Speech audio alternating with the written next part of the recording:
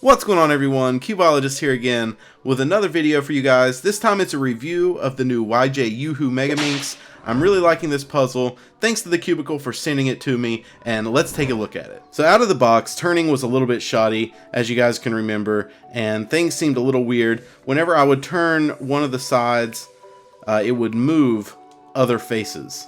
So I knew that something was off. So I took it apart to find out why it was turning so horribly, and this is what I found. As you can see there, the screw is kind of bent, and it was a little misshapen, and that had actually messed up the core.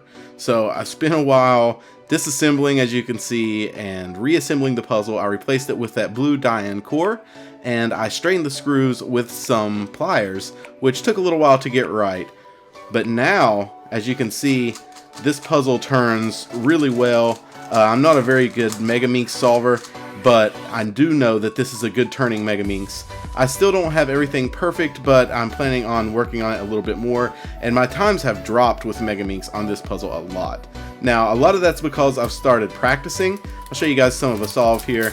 As you can see, it takes me a little while to find some of the pieces, but I still enjoy solving the Megaminx because you just get to do F2L like 20 times. So if you can solve a 3x3, a Megaminx is pretty easy, except for last layer, which I'm still struggling with, but I can do it.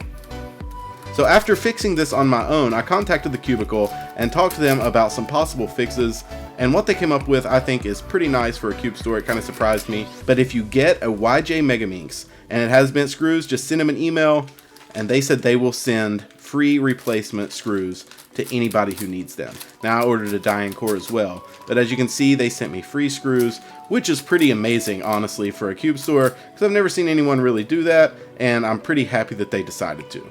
And the only other thing that I think might be helpful is a new core. Now, they didn't say that they were going to be offering these, but if you can't get your puzzle to work with the replacement straight screws, maybe look into a new core, because those bent screws, with the way they were twisted into the core, actually messed up the threads down in there, and then it made it impossible for a straight screw to even go in straight.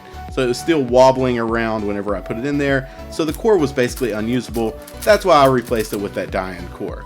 But yeah, now that I've fixed everything, this puzzle's amazing. I would 100% recommend it. Now, size isn't really that big of an issue. People were saying that it's really huge, but comparing it to the Diane here, you can see that it's basically the same size if you include the ridges, and it is 2 or 3 millimeters larger if you don't.